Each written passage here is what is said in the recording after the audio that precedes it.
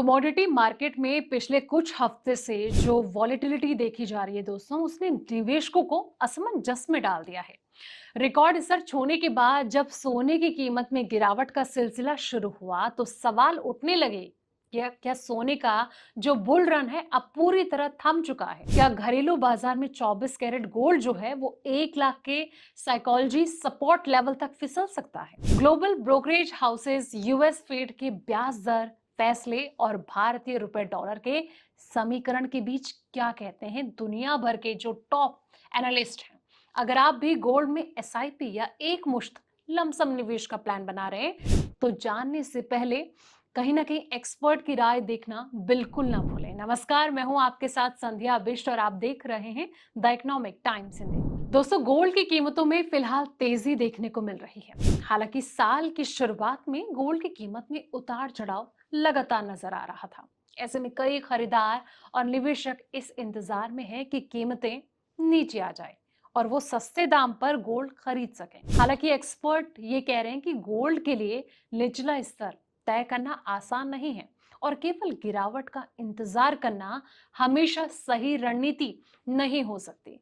भारत में अप्रैल 2025 तक गोल्ड की कीमतें कभी भी 1 लाख रुपए प्रति 10 ग्राम के स्तर से ऊपर नहीं गई थी, लेकिन जुलाई में इनके दामों में तेजी देखने को मिल रही है। इतनी तेजी के बाद अब सबसे बड़ा सवाल यही है कि क्या गोल्ड फिर से 1 लाख रुपए तक गिर सकता है? क्या सोने में बड़ी गिरावट संभव है? तो बता दें कि एक्सपर्ट के अनुसार मौजूदा हालात में गोल्ड की कीमतों में बड़ी गिरावट की संभावना कम नजर आ रही है।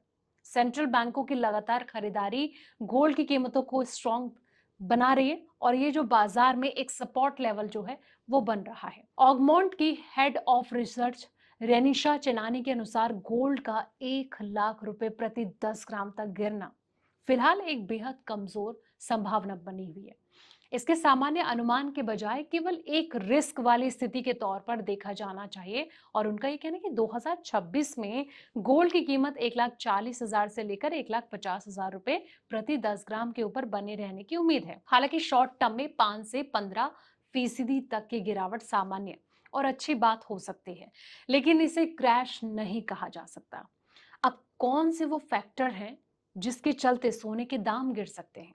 एक्सपर्ट के अनुसार गोल्ड में बड़ी गिरावट के लिए कई बड़े आर्थिक कारण जिम्मेदार हो सकते हैं। इनमें कुछ ऐसे फैक्टर्स हैं जैसे कि डॉलर में मजबूती।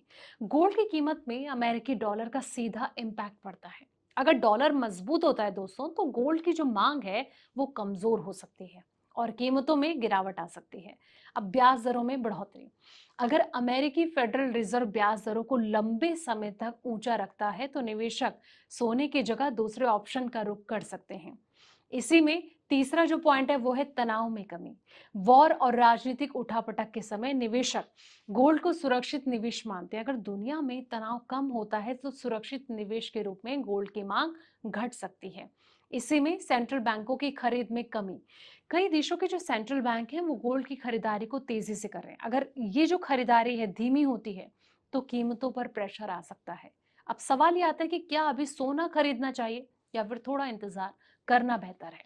तो एक्सपर्ट ये मान रहे हैं कि गोल्ड में निवेश करते समय कीमत के बिल्कुल निचले स्तर का इंतजार करना रिस्क भरा हो सकता है। बाजार का सही निचला स्तर पहचानना मुश्किल होता है। बोनांजा की senior research analyst Nripendra Yadav के अनुसार गोल्ड में 10 से 20% तक की गिरावट पहले भी सामान्य रही है। अब निवेशकों के लिए क्या है सही स्ट्रैटेजी? एक्सपर्ट सलाह देते हैं कि निवेशकों को एक साथ बड़ी रकम लगाने की बजाय जो है धीरे धीरे निवेश करना चाहिए।